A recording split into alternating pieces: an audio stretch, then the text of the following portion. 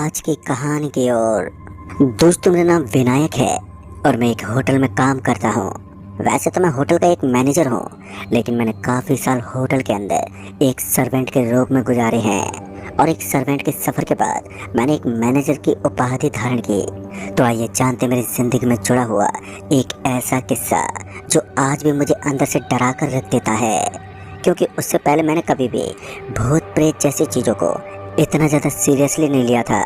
लेकिन इस घटना ने मुझे इतना ज़्यादा डरा दिया था कि उस दिन के बाद मैं खुद से ही नफरत करने लगा था, क्योंकि कहीं ना कहीं उस घटना के अंदर मैंने भी एक गलती को अंजाम दिया था।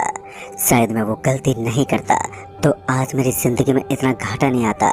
तो आइए जानते मेरी ज़िंदगी से जुड़ा हुआ एक ऐसा किस्सा जिसको सुनाते हुए मेरे साथ साथ आपके भी होश उड़ जाएंगे। वास्तव में मैं कर्नाटक का रहने वाला हूँ। दोस्तों, मैंने अपनी ज़िंदगी के कुछ बेहद महत्वपूर्ण दिनों को एक होटल में बिताया है। उस होटल को मैं आज तक नहीं भूल सका हूँ। हालांकि अभी मैं उसी होटल में काम करता हूँ, लेकिन पहले वो पुरानी होटल दूसरी जगह पर हुआ करते थे। वहाँ पर एक ऐसा इलाका था जिसके आजू बाजू में काफ़ी ज़्यादा सुनसान जगह थे और हम कपल को रूम किराए पर दे देते थे और उनसे अच्छी खासी रकम लेते थे। और हमने ये चीज़ पुलिस से भी बता रखी थी कि हम कपल को अपने होटल के अंदर अलाउड करते हैं और हम उसके लिए एक अच्छी रकम भी पुलिस वालों को दे देते थे। लेकिन कभी कभी ज़िंदगी का पहिया घूम जाता है और हमारे साथ वो सब होने लगता है जिसकी हम कल्पना तक नहीं करते। कुछ ऐसा ही मेरी ज़िंदगी के साथ भी हुआ था।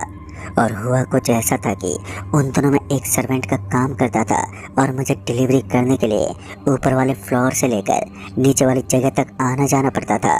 ऊपर से हमारे होटल के अंदर वाली लिफ्ट भी खराब हो गई थी, तो ऐसे में सीढ़ियों से चढ़कर ही मुझे जाना होता था। लेकिन वो कहते हैं ना कि कभी ज़िंदगी भी मज़े लेने लगती है। उसके बाद मुझे पता चला कि आज हमारे होटल के बॉस ने मुझे अर्जेंट यहीं पर रुकने को कहा है। आज मुझे घर नहीं जाना। ये सुनकर तो मैं और भी ज़्यादा घबरा गया था, क्योंकि आज मुझे बॉस होटल में रुकने के लिए क्यों बोल रहा है। कहीं मुझे एडवांस ड्यूटी तो नहीं करवाने वाला, क्योंकि मुझे इसी चीज़ का डर रहता था। जब कोई भी सर्वेंट हमारे होटल में एब्सेंट होता था तो उसकी जगह पर मुझे ही काम करना पड़ता था। और आज मुझे अर्जेंट अपने घर जाना था, क्योंकि आज मेरी माँ ने मुझे कहा था कि आज किसी भी हालत में घर लौट जाना और भूल कर भी होटल के अंदर मत रुक जाना। मम्मी ने मुझे ऐसा क्यों कहा था ये तो मुझे नहीं मालूम, लेकिन मैं इतना जान चुका था कि आज मुझसे ज़रूर कोई एडवांस ड्यूटी करवाई जाएगी और इसीलिए मुझे वहाँ पर रुकने को बोला जा रहा है। ना चाहते हुए भी मुझे अपने बॉस की बात माननी पड़ी और उसके बाद मैं वहीं पर रुक गया। मुझे डर था कि कहीं मेरा बॉस मुझे ताने ना मारने लगे कि मैंने उसकी बात को नहीं माना। मुझे क्या पता था कि आज दहशत भरी ये रात मेरी ज़िंदगी की सबसे डरावनी और भयानक रात होगी। पता नहीं उस मनहूस रात को ऐसा क्या मंजूर था कि मुझे उसी रात को होटल में रुकना पड़ा। दरअसल बॉस ने बताया कि आज हमारे होटल में कुछ मेहमान आने वाले हैं जो कि अमेरिका से यहाँ पर घूमने आए हैं। और ये सुनकर तो मुझे और भी ज़्यादा उतावलापन होने लगा। इधर मेरी भी इच्छा हो रही थी कि मैं पहली बार उन लोगों को देख सकूं। उसके बाद मैं अपनी ड्यूटी पर लग गया और इंतज़ार करने लगा कि कब वो लोग यहाँ पर आएँ और कब मैं उनका चेहरा देख सकूँ, क्योंकि आज से पहले मैंने किसी भी अंग्रेज को अपनी आंखों से नहीं देखा था। इस होटल में सर्वेंट का काम करते हुए मुझे काफ़ी दिन बीत गए थे, लेकिन आज तक ऐसा नहीं हुआ। धीरे धीरे वक्त बीतने लगा और रात के 11 बजने को आए। मेरी मम्मी ने फ़ोन किया तो मैंने उन्हें बता दिया कि आज बॉस ने मुझे एक मीटिंग के अंदर बुला लिया है और इसलिए मुझे मजबूरन जाना पड़ा। अब बहाना तो बनाना था तो किसी भी तरह से बना ही लिया।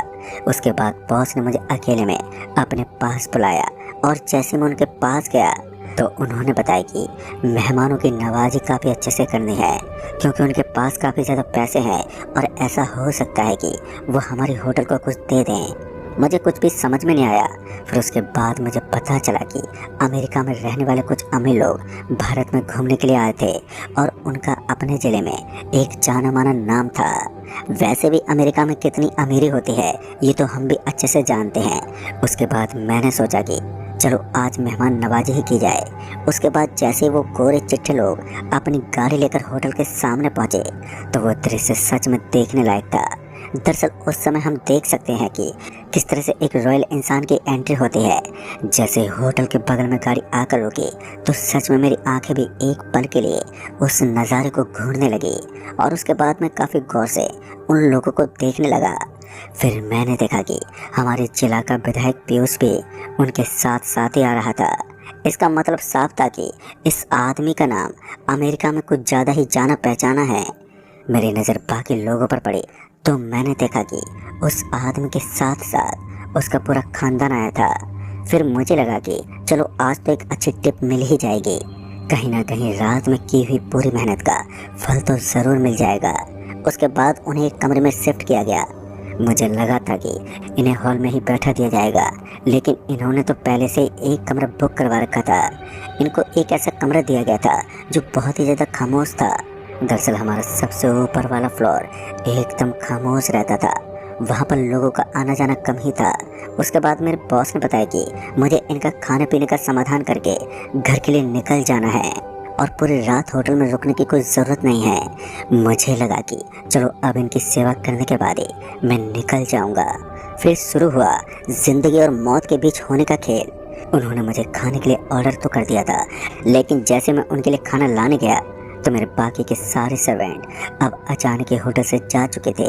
मुझे समझ में नहीं आया कि आखिर वो आज इतनी जल्दी कैसे चले गए, वरना रात के 2 या 3 बजे तक तो वो सभी होटल के अंदर ही रहते हैं। फिर ऐसा कैसे हुआ?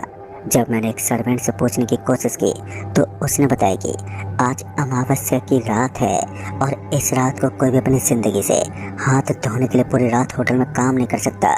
अगर तुम्हें भी अपनी जान की सलामती है तो तुम जल्दी से इस होटल से निकल जाओ और गलती से भी सुनसान जगह पर मत चले जाना, क्योंकि आज काली शक्तियाँ अपनी चरम सीमा पर होंगी और वो उस इंसान को आघात देने की कोशिश करेंगे जो अकेला होगा। मुझे उन सभी की बातें सुनकर काफ़ी ज़्यादा हंसी आ रही थी, क्योंकि मुझे भूत प्रेत से डर नहीं था।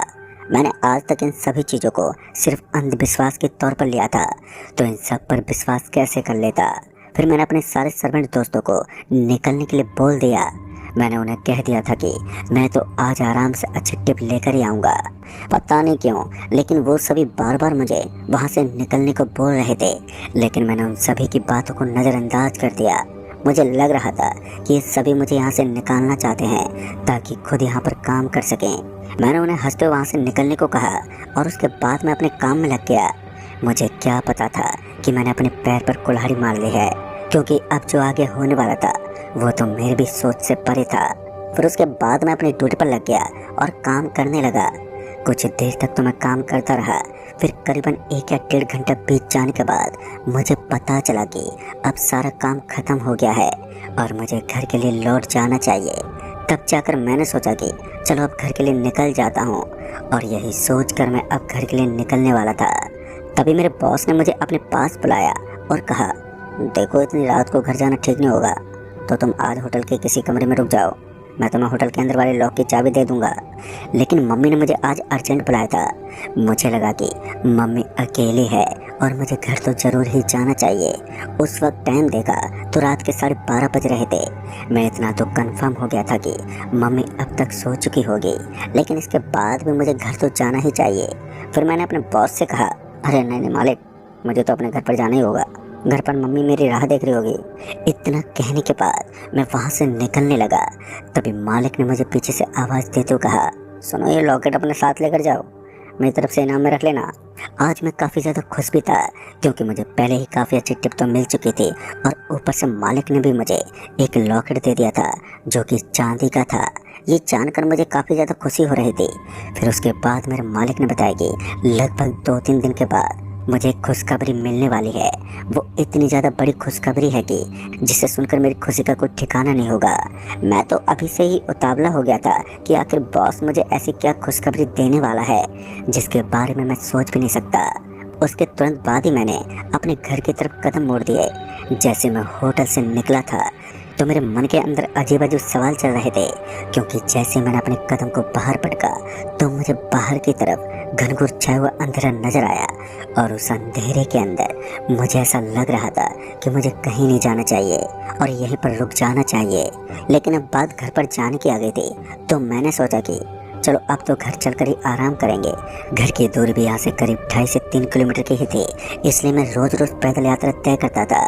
तो आज भी पैदल ही जाना मेरे लिए कोई बड़ी बात नहीं थी। हालांकि दिक्कत ये थी कि उस सुनसान रास्ते में काफ़ी कम गाड़ियों का आगमन होता था, तो मुझे साधन मिलने का चांस तो बहुत ही ज़्यादा कम था। लेकिन फिर भी एक उम्मीद लेकर मैं आगे बढ़ सकता था। अभी मैं रास्ते पर बढ़ते हुए अपने आजू बाजू में देख रहा था कि कुछ दूर और आगे जाने के बाद मुझे अपने सामने की तरफ कोई गुजरता हुआ नजर आया। ऐसा लग रहा था कि सड़क के बीचों बीच से अचानक से ही कोई गुजर गया है। पता नहीं क्यों, लेकिन एक पल के लिए ही मुझे इस चीज़ का एहसास हुआ। फिर उसके बाद मैंने इस चीज़ के ऊपर ज़्यादा ध्यान ही नहीं दिया। इस वजह से मैं फिर से सड़क के आगे जाने लगा, क्योंकि मैं अक्सर ऐसी चीज़ों पर ज़्यादा ध्यान नहीं देता था। मुझे लगा कि शायद मेरी कोई गलत फहमी है और जिस कारण मुझे ऐसा महसूस हुआ होगा। फिर मैं अपने ध्यान को सड़क के ऊपर केंद्रित करने लगा। उसके बाद मैं कुछ दूर और आगे गया ही था कि अचानक मेरे कान में किसी के फुसफुसाने की आवाज़ आई। ऐसा लगा था, लेकिन मुझे ये बात समझ में नहीं आ रही थी कि आखिर यहाँ चल क्या रहा है, क्योंकि बार बार मुझे यहाँ पर अजीब सी आवाज़ें आने लगती और उसके बाद जब मैं उन आवाज़ों की तरफ ध्यान देता तो मुझे कुछ भी नज़र ही नहीं आता। ये सब सच में हैरान कर देने वाला था। फिर उसके बाद मैं बिना कुछ सोचे समझे रास्ते पर आगे बढ़ने लगा। बार बार आने वाली इन चीज़ों ने मुझे काफ़ी ज़्यादा परेशान कर दिया था कि अब मुझे जानबूझकर उस सड़क के आजू बाजू में देखना पड़ा। और फिर मैं इधर उधर आवाज़ देने लगा, अरे भाई कौन है यहाँ पर जो बार बार मुझे परेशान कर रहा है। मेरी आवाज़ सुनकर पहले तो मुझे कोई जवाब ही नहीं आया, लेकिन उसके बाद मुझे ऐसा लगा कि जैसे कि कोई मेरे पीछे पीछे अपने कदम पटक रहा है।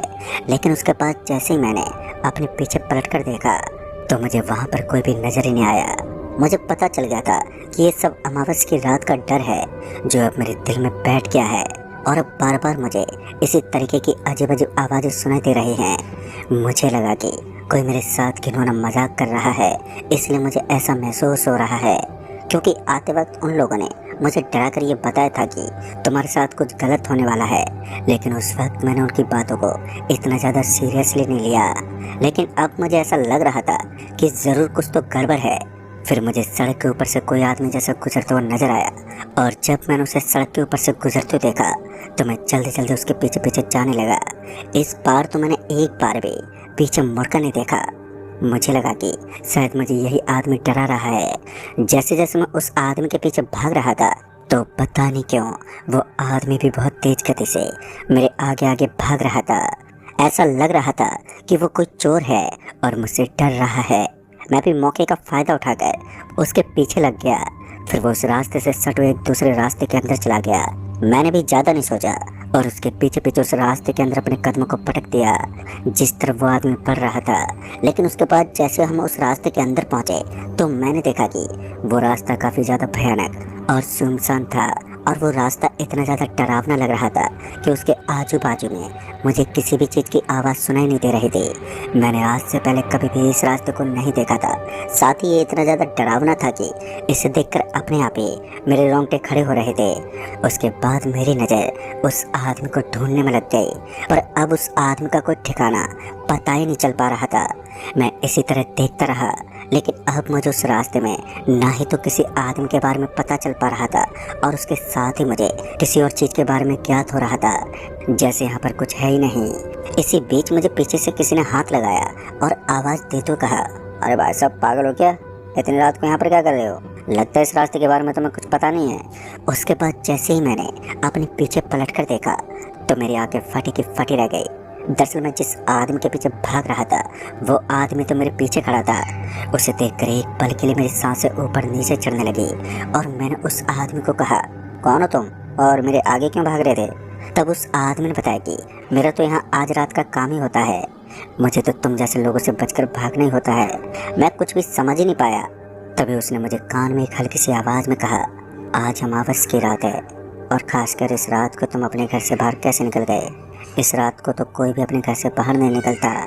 मैंने मुस्कुराते कहा, चोर को पकड़ने के लिए मुझे किसी रात का डर नहीं लगता। मैंने उस आदमी से इतना कहा ही था कि फिर से वो ऊंची मोटी आवाज़ में गूंजते बोल पड़ा, लगता है तुम्हें अपनी जान की कोई परवाह नहीं है। फिर वो ज़ोरों से हंसने लगा। उसके हंसने की आवाज़ इतनी ज़्यादा तेज़ थी कि मेरे कान में दर्द होने लगा। मुझे समझ में नहीं आ रहा था कि अब मैं क्या करूं। तभी मेरी नज़र उस आदमी की आंखों पर पड़ी तो मैंने देखा कि उस आदमी की आंख एकदम हरी थी और उसकी कदकाठी अच्छी खासी थी। इसका मतलब साफ था कि वो कुछ सामान्य आदमी तो नहीं था, बल्कि एक साया था और मुझे उससे बचने के लिए तुरंत ही भागना था। मैंने ज़्यादा नहीं सोचा और दुम दबाकर वहाँ से सरपट भागा और इस बार मैं तब तक नहीं रुका जब तक मुझे सामने की तरफ कुछ नजर ना आ जाए। थोड़ी दूर आगे जाने के बाद मुझे सीमेंट से बना हुआ एक कमरा वहाँ पर नजर आया और अब तक आसमान में भी काले बादल मंडरा रहे थे। आसमान में मंडराने वाले उन काले बादलों से ऐसा लग रहा था कि अब बहुत ही जल्द बारिश होने वाली है और उस बारिश से बचने के लिए मुझे उस कमरे के अंदर जाना चाहिए। फिर कुछ देर बाद वही हुआ जिसका डर था।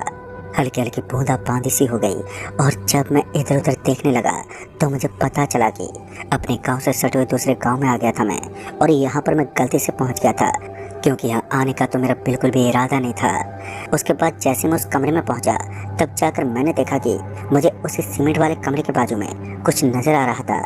आज अमावस्या की रात थी तो यहाँ कुछ भी हो सकता था और ऊपर से सामने की तरफ एक चौराहा भी बना हुआ था, तो यहाँ पर घटना का होना कोई बड़ी बात नहीं थी क्योंकि मैंने अपनी मम्मी और अपने पापा से सुना था कि ऐसी चीज़ अक्सर चौराहे के ऊपर ही वास करती हैं। लेकिन सच कहूँ तो मैंने कभी भी इन चीज़ों पर विश्वास ही नहीं किया था। बचपन से ही मैंने अपने टीचर और अपने स्कूल के लोगों से सुना था कि भूत प्रेत जैसी कुछ भी चीज़ें नहीं होती। अभी मैं अपनी आँख फाड़ फाड़ कर उस चौराहे की तरफ देख ही रहा था कि तभी मुझे वहाँ किसी महिला के कदमों की आवाज़ आई और उस आवाज़ को सुनकर मेरे रोंगटे खड़े हो गए। इसी बीच मैंने देखा कि पैरों में पायल पहने हुए एक महिला मुझे नजर आ रही थी और अब तो मैं पूरे तरीके से कंफर्म हो चुका था कि यह महिला कोई नॉर्मल महिला नहीं है बल्कि एक चुड़ैल है, क्योंकि उसके पैर पीछे की तरफ मुड़े हुए थे और उसके साथ ही साथ उसके हाथ में एक दिया था। और उस जलते हुए दिए को देखकर मैं पूरी तरीके से कंफर्म हो चुका था कि यह कोई नॉर्मल महिला नहीं है। उसके बाद जैसे उसने उस दिए को चौराहे के बीच में रखा तो मैं उसकी तरफ देखने लगा और तभी वो दिया एकदम से बुझ गया और उस दिया के बुझते ही वो महिला अचानक से मेरी ओर देखने लगी। शायद उसे इस बात का पता चल चुका था कि उसके आजू बाजू में कोई इंसान है और अब उसकी सीधी नज़र मेरी नज़र से टकरा रही थी। मुझे इतना तो पता चल गया था कि अब मैं मरने वाला हूँ, क्योंकि जिस तरह से वो महिला मेरी ओर देख रही थी उसे देखकर तो ऐसा ही लग रहा था कि कुछ देर के बाद ही मैं अपनी मौत को प्राप्त होने वाला हूँ। उसका वो खून से सना हुआ चेहरा और उसकी वो बड़ी बड़ी आंखें मुझे बहुत ही ज़्यादा डरावनी लग रही थी और उस समय मैं इतना ज़्यादा डरा हुआ था कि मेरे मुंह से कोई आवाज़ तक बाहर नहीं निकल पाई। और इसी बीच मुझे ऐसा लगा कि उस सीमेंट से बने हुए दरवाजे के पास कोई पहुंच गया है और जैसे मैंने उस दरवाजे की तरफ ध्यान दिया तो मुझे पता चला कि मुझे तो उस दरवाजे के पास उसी महिला के पैरों के घुंघरू नजर आ रहे थे और अब तक मैं बहुत ज़्यादा डर गया था। मैंने दरवाजे को इतने ज़ोर से बंद किया कि वो खुल ही नहीं पाया, क्योंकि मैं अपनी पूरी ताकत लगाकर दीवार का सहारा लेकर उस दरवाजे के आगे खड़ा हो गया था। उसके कुछ देर के बाद ही दरवाजे पर जोर जोर से पीटने की आवाज़ आने लगी और अब ऐसा लग रहा था कि कोई उस दरवाजे को पीटकर अंदर आना चाहता है।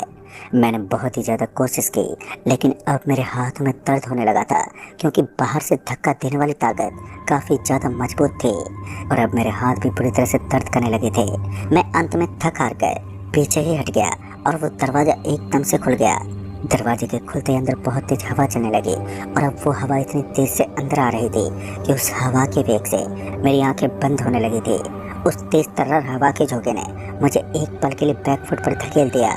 मैंने काफ़ी बार इधर उधर देखने की कोशिश की, लेकिन इसके बावजूद भी मेरा पूरा का पूरा शरीर हिल गया था। तभी मुझे ऐसा लगा कि जैसे कि एक पल के बाद वहाँ पर पूरी तरीके से सन्नाटा पसर गया है। सब कुछ मानो खामोश हो गया था। और दोस्तों सच कहूँ तो उस दिन पहली बार मेरी जुबान से भगवान का नाम निकला था। मैं तेज तेज भगवान का नाम लेने लगा और अब तक मेरा पूरा शरीर दर्द से कांप रहा था, लेकिन इसके बाद भी मैं भगवान का नाम लेता रहा और कुछ देर तक तो ऐसा ही चलता रहा। मगर उसके बाद मुझे ऐसा लगा कि आज मेरे आसपास विद्यमान सारी की सारी चीज़ें नॉर्मल हो चुकी है। मैं मन ही मन भगवान हनुमान जी का स्मरण कर रहा था और मेरे बापूजी एक पंडित है और वो हनुमान जी के मंदिर में काम करते हैं और एक मैं हूँ जो इन सभी चीज़ों को अंधविश्वास मानता था। लेकिन आज ये सब क्लियर हो गया था कि हमारी इस पृथ्वी के ऊपर अगर अच्छी ताकतें मौजूद हैं तो बुरी शक्तियाँ भी कहीं ना कहीं ज़रूर पाई जाती हैं। जहाँ पर भगवान का नाम होता है तो वहाँ पर भूत प्रेत का होना एक लाजमी सी बात है। उस दिन मैं तो इन सब चीज़ों को पहचान गया था, लेकिन मैं अभी भी यही सोच रहा था कि अगर मुझे यहाँ से जिंदा बचकर निकलना है तो काफ़ी ज़्यादा मशक्क़त करनी पड़ेगी, क्योंकि रात तो अभी सामने बाकी पड़ी थी। इतना तो मैं भी जानता था कि अगर मैं यहाँ से बाहर निकला तो अमावस की रात, जिसका संयोग कई सालों से बैठता है, वो मुझे और भी ज़्यादा मुसीबत में डाल देगी। उससे तो अच्छा यही था कि सिर्फ आज रात में यहीं पर रुक जाऊं, जो होगा सो देखा जाएगा। और यही सोचकर मैंने यहाँ पर रुकने का निश्चय कर लिया। दोस्तों, इस पूरी रात में भगवान हनुमान का स्मरण करता रहा, और सच कहूँ तो हनुमान जी के नाम में ही इतनी ज़्यादा ताकत है कि कोई भी काली शक्ति हमारे आसपास भी मौजूद नहीं हो सकती। और उस रात में सिर्फ और सिर्फ हनुमान जी के नाम से बचा रहा, वरना उस दिन मेरा बचना लगभग नामुमकिन था।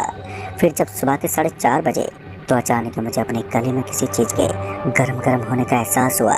फिर जैसे मैंने अपने गले को टटोला तो मैंने देखा कि ये तो वही लॉकेट था जो मुझे मेरे मालिक ने दिया था। और उस लॉकेट को अपने गले में देखते ही मुझे एक अलग सी खुशी का एहसास हुआ। उसके बाद मैं उस लॉकेट को निकाल कर देखने लगा, और गलती से वो लॉकेट मेरे हाथ से फिसल गया, और तभी वो सीमेंट से बनी हुई वो दीवार एकदम से नीचे गिर पड़ी, और उस हादसे में मेरा एक हाथ मैंने खो दिया। मुझे नहीं पता, लेकिन उस दिन के बाद मेरा एक हाथ काम नहीं करता है। हालांकि उसके 2 या 3 दिन के बाद मेरे बॉस ने मुझे होटल का मैनेजर बना दिया, जिससे मुझे काफ़ी ज़्यादा खुशी भी हुई। हालांकि मैं आज भी उसी होटल के अंदर काम करता हूँ, लेकिन अब मैं उस होटल का मैनेजर बन चुका हूँ। धीरे धीरे मेरा हाथ भी अब वापस से ठीक होने की कगार पर है, लेकिन कुछ पलों के लिए मैंने अपनी ज़िंदगी को बर्बाद सा कर दिया था जब मेरा हाथ काम करना बंद करने लगा था। तो दोस्तों, इस कहानी